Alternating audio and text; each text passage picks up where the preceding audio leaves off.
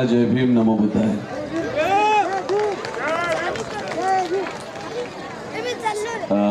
मी आज पहिल्यांदाच हिंगोलीत आलोय आणि मंचावरचे सगळे उपस्थित आयोजक आमचे शंकर साहेब आणि बाकीची मंडळी आणि संघाला माझा नमन. मी हिंगोलीमध्ये पहिल्यांदा आलेलो आहे. आज येणं फार अवघड होतं. माझे काका आजच वारले आणि आज मला महाबोधी विहाराकडून अशोक रत्न हा पुरस्कार मिळणार होता, पण तरी पण मी ते सगळं सोडून तुमच्यासाठी आलेलो आहे. कदाचित हे माझं धम्म परिषद ही माझी शेवटची असावी. मी ह्याच्यानंतर कुठल्याही धम्म परिषदेत जाणार नाहीये, कारण मी जे काम करतो ते मी मुलांच्या रोजगारासाठी करायचं होतं. पण तुमच्याकडे धम्म परिषदा एवढ्या असतात आणि गाणं वाजल्याशिवाय तुमच्याकडे धम्म परिषद पण होत नाही. तर एखाद्या वेळेस गौतमी पाटील परिषद पण ठेवा तुम्ही लोक. धम्माचं बुद्धाचं नाव कशाला पाहिजे तुम्हाला, कारण तुम्ही लोक गाणी गायला म्हणजे ऐकायला येतात. म्हणजे मला इथे म्हणजे खूप लोकांनी सांगितलं की ह्या साईडला जी काही धम्म परिषद असते, जोपर्यंत कोण गाणं गायला येत नाही तोपर्यंत कोण ऐकायला पण येत नाही. पण असं व्हायला नकोय. जिथे धम्म आहे तिथे धम्मच पाहिजे. आणि हे जे काम आहे ते संघानेच केलं पाहिजे. म्हणजे संघाचा खूप मोठा वाटा आहे इथे. आणि संघाला मी हात जोडून विनंती करतो की संघाने बौद्ध धम्म पसरवला पाहिजे. आताच आपले पूज्य भंतेजी म्हणजे बुद्धानेच धम्म कोणी कोणी वाचला विचारलं, पण भंतेजी खरं सांगू का, बुद्धानेच धम्म वाचला की अजिबात कळत नाही. आता हे सांगण्याचं काम पण तुमचंच आहे. कारण कोणी विचारलं, असित नावाच्या ब्राह्मणाने एखादं भाकीत केलं, मग असं कोणी विचारलं की बाबासाहेबांना ॲस्ट्रोलॉजीवर विश्वास होता का, उत्तर काय द्यायचं? आपण नाही देऊ शकणार ना म्हणतेजी. निरंजनामध्ये भिक्षापात्र उलटं जातं, मग हनुमान हवेबला तर काय प्रॉब्लेम आहे? नक्की. आणि सुमेध नावाचा हत्ती स्वप्नात येतो, मग तो कुठल्या ब्रह्मांडात फिरत होता? ठीक आहे, मी याच बात आपण उत्तर पण ऐकूया, कारण ह्याचा खूप फायदा होईल सगळ्यांना.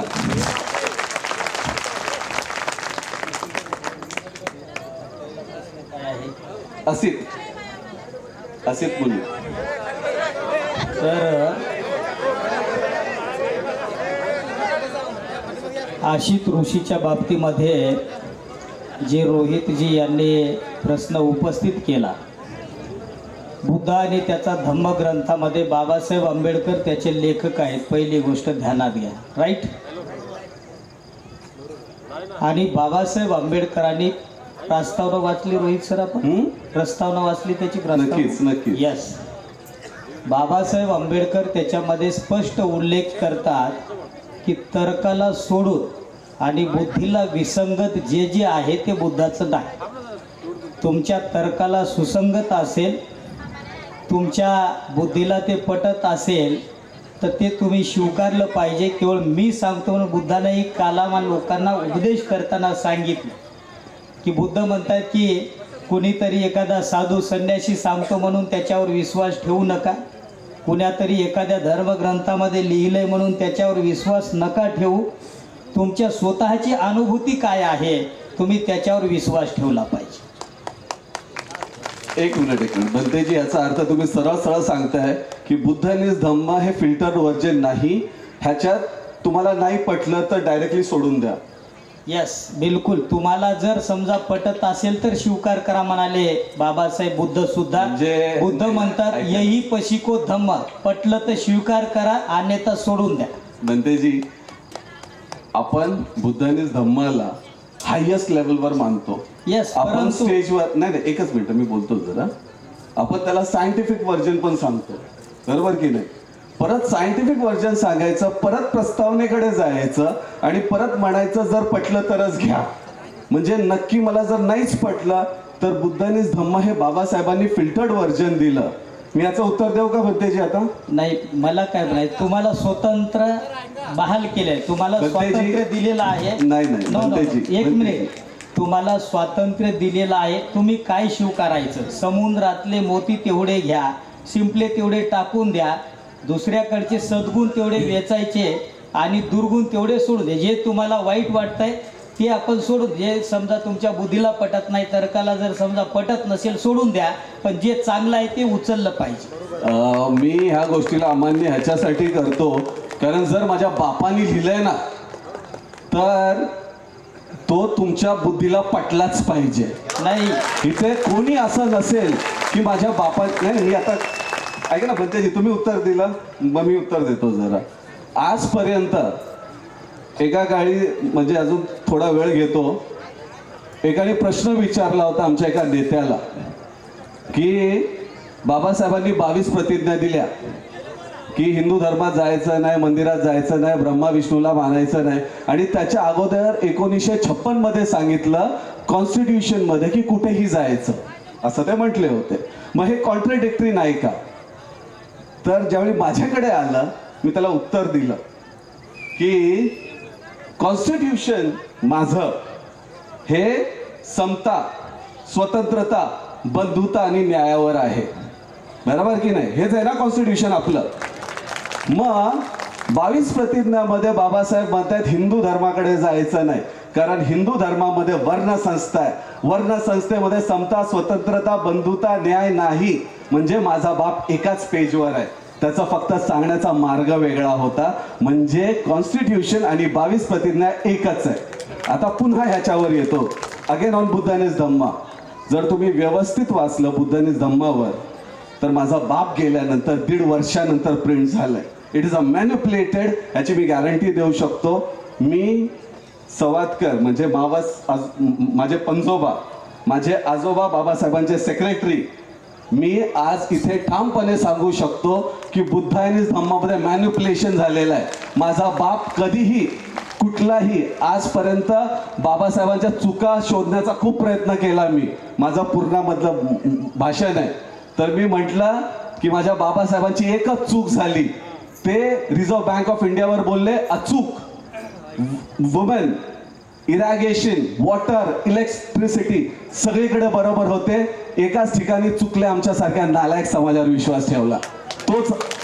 तेच माझ्या बाबासाहेबांची चूक झाली कदाचित. मला सांगा, बोधिसत्व कसा काय चूक करू शकतो? आणि आपण म्हणणारे बाबासाहेबांची चूक केली म्हणणारे आपण, मला अर्थ नाही कळाला. तुम्ही डबल परत म्हणताय की बापाची चूक कोण काढू शकतंय, आणि परत म्हणताय की तुम्ही बाबासाहेब आंबेडकरांनी तुम्हाला अर्थ नाही केली म्हणताय तुम्ही. बनतेजी अर्थ नाही कळाला, चूक म्हणत नाही तो, म्हणजे आमच्यावर विश्वास ठेवला आणि जर आम्ही असं पाळलं नाही. जे बोधिसत्व जन्माला येतात पिसाळजी, ते बोधिसत्व ग्रामर समजून ऐकून घ्या. नाही, मी सांगतो तुम्हाला, माझी गोष्ट ऐका तुम्ही. जे बोधिसत्व या पृथ्वी तलावर जन्म घेत असतात, जे बुद्ध इथं उत्पन्न होत असतात, बुद्धाला, बोधिसत्वाला कितीही जरी त्रास दिला तरी ते लोक कल्याण करण्याचं कधी सोडत नाही. आणि परत तुम्ही बोलताय की बोधिसत्वानी जे लिहिलंय ते कदाचित चुकीचं असू शकतं आणि आम्ही सोडू शकता. मी नाही बोललो. बाबासाहेबांनी तिथं सांगितलं की तर्काला सोडून आणि बुद्धीला विसंगत जे आहे ते बुद्धाचं नाही.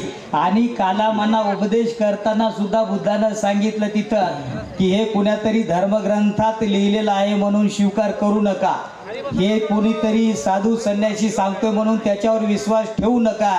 हे तुमच्या बुद्धीला पटतंय काय, तर्काला सुसंगत वाटते काय, तुमच्या स्वानुभूतीमधून जे तुम्हाला प्राप्त होईल त्याच्यावर तुम्ही विश्वास ठेवला पाहिजे. सर, मी बुद्धावर पण विश्वास ठेवेन, बापावर विश्वास ठेवेन. नाही, पण तुम्ही अचूकच आहेत माझे बाप. एकीकडे तुम्ही याचा अर्थ असा बोलतोय बनतेजी. आता तुम्ही काय म्हणालात, इथे व्यभिचार कोण करतं, हे कोण करतं, म्हणजे इथे आपण धर्माला मानत नाही. मग बाबासाहेबांनी आपल्यावर विश्वास ठेवला, चूक केली का, असा हा प्रश्न आहे. पंचशिलातला विषय आहे तो. त्याचा अर्थ तुम्ही गैरचुकीचा काढू नका. ह्याचा अर्थ डाऊट वाढेल असं काही करू नका. बाबासाहेब चुकले असं म्हणत नाहीये मी बनतेजी. याचा अर्थ मी म्हणतोय की त्यांनी आमच्यावर विश्वास ठेवला आणि आपल्याला त्याचं पात्र राहिलं पाहिजे. आणि जर नाही ठेवला तर मग आपल्यावर विश्वास ठेवून काय चूक केली का बाबासाहेबांनी, ह्याचा अर्थ असा होतोय बनते. बाबासाहेबांकडून चूक होऊ शकत नाही. मग बुद्धानी धम्मामध्ये काय आंबेडकरांनी मग मान्य करा, बुद्धानी धम्मामध्ये सांगितली. मग तुम्ही सांगा बुद्धानी धम्मामध्ये प्रिंटिंगची चूक आहे असं म्हणा मग. कारण बुद्धानी धम्मामध्ये जे काही लिहिलेलं आहे ते सायंटिफिक नाही. नाही का सायंटिस्ट नाही सांगा मला. तर सांगा ना, असित नावाचं ऍस्ट्रॉलॉजी, असित नावाची ऍस्ट्रॉलॉजीवर विश्वास ठेवू शकता का तुम्ही? मी काय म्हणतो तुम्हाला, महाराष्ट्रामध्ये अनुभूती जी आहे, मला जे अनुभवात मिळालेला आहे तेवढंच मी सांगू शकतो. त्याच्यापेक्षा मी जास्त सांगू शकत नाही. बाबासाहेब आंबेडकरांना जे प्राप्त झालेलं आहे त्यांनी ते व्यक्त केलं नाही. ते जे मला प्राप्त झाले तुम्हाला माहिती आहे का, त्याच्यापेक्षा पुढचं मी नाही सांगू शकत. माई साहेबांचंही नाव होतं बुद्धानी धम्मामध्ये, माई साहेबांचंही नाव होतं. तुमच्या मनामध्ये काय चाललंय हे मी नाही सांगू शकत, तुमच्या डोक्यात काय हे सुद्धा मी नाही सांगू शकत. पण माझ्या डोक्यामध्ये काय आहे, माझ्या मनात काय चाललंय हे मात्र मी सांगू शकतो. पण बसलेल्यांच्या मनात काय हे मी नाही सांगू शकत. ठीक आहे, बसलेल्यांच्या डोक्यात काय आहे हे मी नाही सांगू शकत. पण मला जे काही अनुभूतीवर आलेलं आहे ते मात्र मी 100% छाती ठोकपणे सांगू शकतो, एवढं मात्र निश्चित. बसा भंतेजी, ठीक आहे. एनिवेज, तर आपल्याला ह्या ज्या गोष्टी आहेत ह्याच्यावर विचार केला पाहिजे. कारण उद्या एखादा दुसरी गोष्ट, आता 12:30 वाजले, माझं शेड्यूल फार बिझी राहते पिसाळी, तुमच्या माहितीसाठी. माझी फ्लाईट आहे पण फ्लाईट असेल आणि मला सुद्धा उद्याचे बरेचसे कार्यक्रम आहेत. 6:30चा फ्लाईट आहे. या ठिकाणावरून म्हणजे जात आहे. पिसाळजीचं भाषण तुम्ही सगळ्यांनी ऐकायचं आहे. ओके, ठीक आहे बनतेजी, थँक्यू. चल,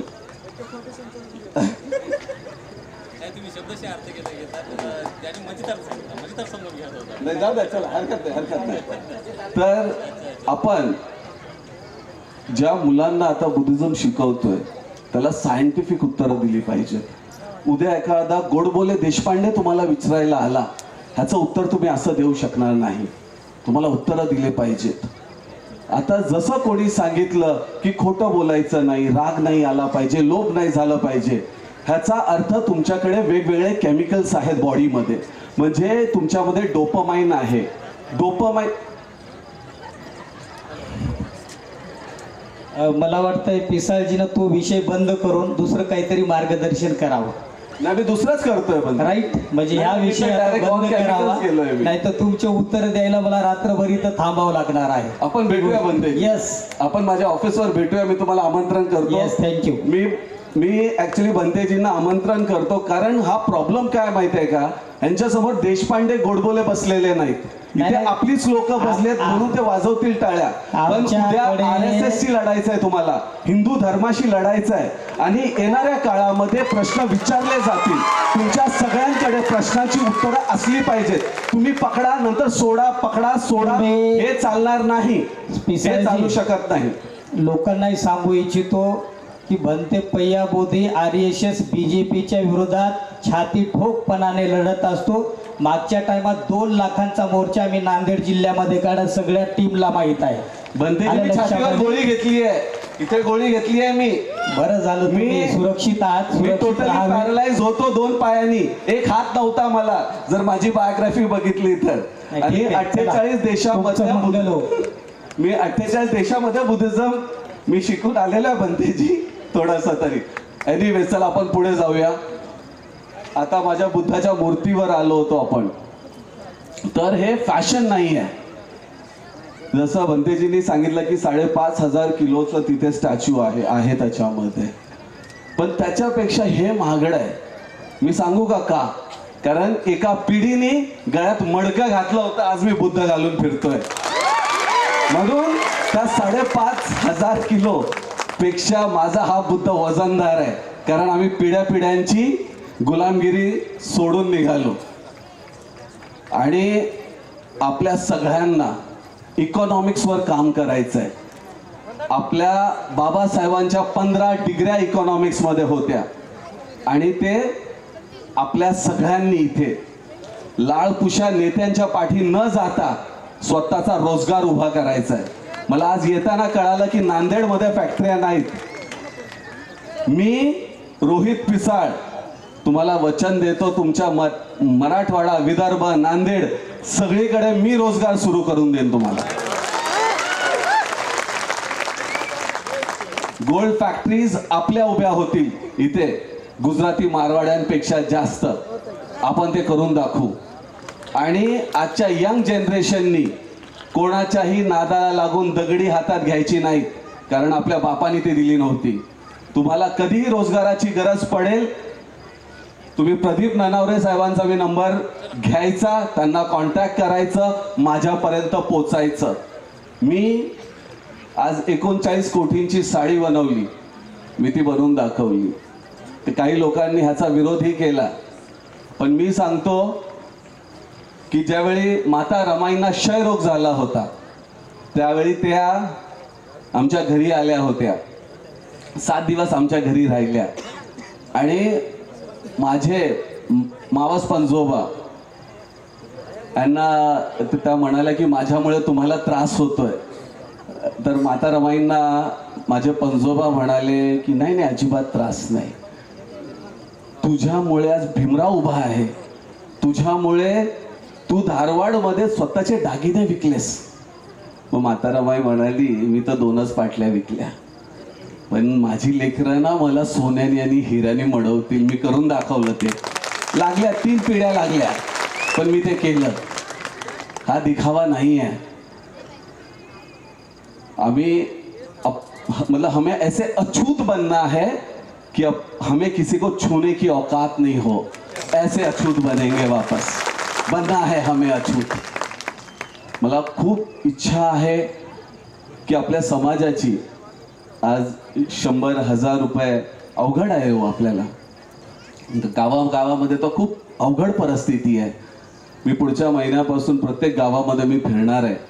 मी रोजगार वाटत फिरणार आहे, कारण माझा समाज, माझ्या बाबासाहेबांनी विश्वास दाखवला होता. आपल्यामध्ये स्वर नर काय की नाही मला माहीत नाही, पण जर वरती गेलो आणि चुकून बाप भेटला तर त्यांनी बुटांनी सडकू नये आपल्याला. एवढं काम करूया आपण. त्याचा विश्वास आहे आपल्यावर. हा विश्वास मोडायचा नाही. तुमच्या 14 एप्रिलला तुम्ही जयंत्यामध्ये नाचता, पैसे खर्च करता, एखादं दुकान काढू शकता हो, एखादी फॅक्टरी उभी करू शकता हो तुम्ही लोक त्या पैशांमध्ये. माझ्या बाबासाहेबांनी दिलीप कुमार आणि पठ्ठे बापूरांकडून कधी पैसे नाही घेतले, कारण तुम्ही बायका नाचवता म्हणून. आणि त्यांच्याच जयंतीला ज्यावेळी बायका नाचत असतील, कसं वाटत असेल हो त्यांना, माझ्या बाबासाहेबाला कसं वाटत असेल. खूप बदल घडवायचा आहे आपल्याला. इथून सुरुवात झाली पाहिजे. आता जसं बंदेजी म्हणाले तर मी इथे गोळी घेतलेली आहे. मी पण ज्यावेळी मी थायलंडमध्ये पतंजली बंद केलं, मी गोळी खाऊन मीही बसलेलो आहे, वाचलोय त्याच्यामध्ये. मीही माझे 2 पाय तोडण्यात आले होते, एका हाताने मी टोटली पॅरालाइज होतो, पण अजून मी तुमच्या समोर आहे. ते लोकांना वाटत असेल ही हेअरस्टाईल आहे, हेअरस्टाईल नाही आहे, पाठून ब्रेन खोललेला आहे माझा. म्हणून मला लांब केस ठेवावे लागतात, म्हणजे त्या जखमा दिसू नये म्हणून. आज पण मी तुमच्या गावामध्ये येतो. मला तुमच्या सगळ्यांची गरज आहे. एकमेकांचे पाय ओढायचं नाही आता. एकमेकांच्या हाताला हात देऊन, खांद्याला खांदा देऊन आपण पुढे जायचंय. जर आपण गेलो नाही ना तर आपण संपून जाऊ. माझा बाप तुमच्यासाठी खूप लढला, आपल्या सगळ्यांसाठी लढलाय. आपली माता रमाई, सगळ्यांना आठवा तुम्ही. मला जास्त बोलायचं नाहीये इथे. माझं फ्लाईट खरंच जरा, कारण 5-5.5 तास लागतील औरंगाबादला पोचायला. खूप बोलायचं होतं, पण मला 8-8:30ची वेळ दिली होती आणि वेळ खूप उशीर आला. मी एनिवेज नेक्स्ट टाइम मी खरंच नक्की येईन, पण रोजगार द्यायला येईन. ठीक आहे, रोजगार द्यायला येईन. मी अफगाणिस्तानमध्ये गेलो होतो, विठेवर बुद्ध पाहिला तिथे मी पहिल्यांदा. विठेवर बुद्ध.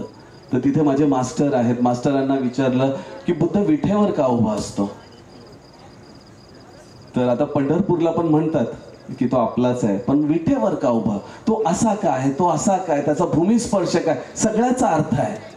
मग तो विठेवर का उभा, ह्याचा अर्थच नाही कळाला. अजून कोणी सांगतच नाही. मग मी त्यांना विचारलं की ह्याचा अर्थ काय. तर तो असा उभा आहे. ह्याला सायन्समध्ये मोटर ऑर्गन बोलतात. खालच्या म्हणजे कमरेच्या खाली त्याला सेन्सिटिव्ह ऑर्गन बोलतात. माझे डोळे मोठे आहेत, मी जागरूक होऊन बघतोय, माझे कान मोठे आहेत, मी सगळ्यांची सुख दुःख ऐकतोय. मग म्हटलं हे सगळं बरोबर आहे, मग विठेवर का उभा? तर बुद्धिझम मध्ये दगडाची आणि विठेची फिलॉसॉफी आहे. दगड माणसानी नाही बनवला, त्याला मृत्यू नाहीये, पण वीट मात्र माणसानी बनवली, त्याला मृत्यू आहे. तर बुद्ध सांगतायत इंद्रिया माझ्या कंट्रोलमध्ये, जागरूक होऊन बघतोय, सगळ्यांची दुःख ऐकतो, पण मीही तुझ्यासारखाच जाणार आहे, म्हणून मी विठेवर उभा आहे. असं आपलं बौद्ध धम्म आहे. ह्याला बुद्धिझम म्हणतात. खूप ग्लॅमर आहे या बुद्धिझम मध्ये, आणि आपण श्रीमंत लोक होतो. झान सुत्त कधी ऐकलं असेल कोणी किंवा वाचलं असेल तर इकॉनॉमिक्सवर बुद्ध सगळ्यात पहिला बोलला. अनाथ पेंडकाचं सुत्त जे आहे ते इथे खूप कमी आहे, पण फॉरेनला जाल इंटरनॅशनली त्याचे स्क्रिप्चर्स खूप काही आहेत त्याचे. तर आपल्याला खूप शिकायचं तर आहेच, पण पहिलं पोट भरलं पाहिजे. शिका, संघटित व्हा, संघर्ष करा, पण समृद्ध व्हा आता. कारण शिकलो आणि अक्कल घाण टाकली. आम्ही पैशासाठी कुठल्याही संघटनात जातो, एक क्वार्टर एक चायनीजच्या प्लेटमध्ये संघर्ष माझा संपतोय, म्हणून समृद्ध व्हा आता. माझा बाप म्हटला होता की मी हिंदू धर्मात जन्माला आलो, माझ्या हातात नव्हतं, त्याच्यात मरणार नाही. आता तुम्ही म्हणा की कदाचित मी गरीब घरात जन्माला आलो, माझ्या हातात नाही, पण त्याच्यात मरायचं नाही. आपण बाबासाहेबांची औलाद आहोत. सोन्याचा व्यवसाय महाराष्ट्रातील कर्नाटका महात्मा ज्योतिराव फुल्यांचा होता. महात्मा ज्योतिराव फुल्यांचा. आज मी पण सोन्याचा व्यवसाय करायला आलोय. आज आपल्या समाजाने गोल्डच्या बिझनेसमध्ये, मी तुम्हाला वचन देऊन जातोय, बाबासाहेबाची औलाद आहे, मागे नाही फिरणार. तुमच्या सगळ्यांनी सोन्यामध्येच मी घेऊन येईल. फक्त विश्वास ठेवा आणि एकत्र होऊन लढूया, एकत्र होऊन लढूया. आणि बाबासाहेबांचा कुठल्याही ब्राह्मणांशी लढाई नव्हती, ब्राह्मणवादाशी होती. आपला विरोधक ब्राह्मणवाद आहे, ब्राह्मण नाहीत. आताच 2 दिवसापूर्वी शिवजयंती झाली आणि पहिल्यांदा मला शाहू घराण्यातून पगडी आणि तलवार देण्यात आली. बाबासाहेबांनंतर मी गेलो होतो शाहूच्या त्या पॅलेसमध्ये. याचा अभिमान आहे मला. आणि तिथून मी चौदार तळ्याला गेलो होतो. मी तुम्हाला सांगायचं आहे की चौदार तळे हे नाव कशाचं आहे, इथे खूप लोकांना माहिती नसेल. तिथे 14 विहिरी होत्या तिथे. आणि जी पहिली केस बाबासाहेबांनी त्या विहिरीवर टाकली होती की आमच्या लोकांना पाणी मिळावं, तर माझ्या पंजोबांनी त्यांना पत्र पाठवलं होतं की इथे पाण्याचा खूप प्रॉब्लेम आहे आणि ही ब्राह्मणं आम्हाला पाणी देत नाहीत, तर तुम्ही इथे येऊन काहीतरी मदत करा. तर पहिली केस बाबासाहेब हारले. मग सेशन्स कोर्टमध्ये गेले, सेशन्स कोर्टमध्ये पण हारले.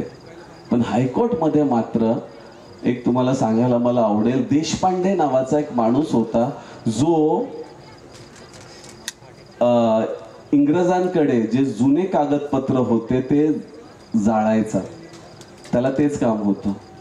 त्याला कुठेतरी ते पत्र भेटलं की ह्या विहिरी जे आहेत त्या सार्वजनिक आहेत आणि कुठल्या ब्राह्मणाचा मराठाचा याच्यावर अधिकार नाही, सगळ्यांचा अधिकार आहे.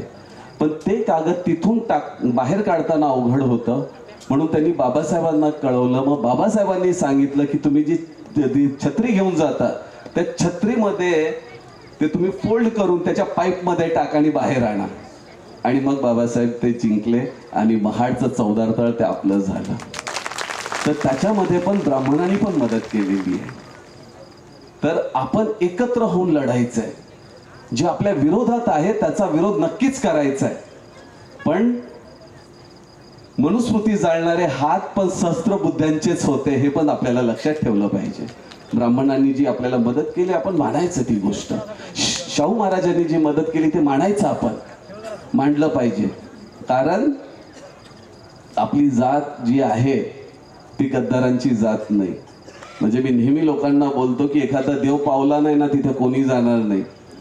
पण प्रत्येक 6 डिसेंबरला आमच्या मुंबईमध्ये दादरला अनवाणी पायानी येतात, लाल मातीत झोपतात, टेम्पो मधलं खातात. पण ज्यावेळी फक्त बाबासाहेबांकडे हात जोडायला येतात त्याला माहिती आहे नवसाला पावणार नाही, पण जे काही तू केलंयस त्याच्यासाठी थँक्यू बोलायला येतात. म्हणजे आमची लोक अशिक्षित नालायक असतील पण नीच आणि गद्दार नाही. आम्ही गद्दार नाही. आणि हेच दाखवायचं आहे, ज्यावेळी आपलं इकॉनॉमिक्स चांगलं होईल, आपल्याकडे पैसा पाणी चांगला येईल, त्यावेळीच आपण सबळ होऊ आणि या हिंदूवाद्यांशी, मनुवाद्यांशी, ब्राह्मणवादाशी आपण लढू शकतो. नाहीतर आपण संपून जाऊ. मी काही चुकलो असेल मला माफ करा, पण मला वाटत नाही मी काही चुकलो आहे. नमो बुद्धाय. जय भीम.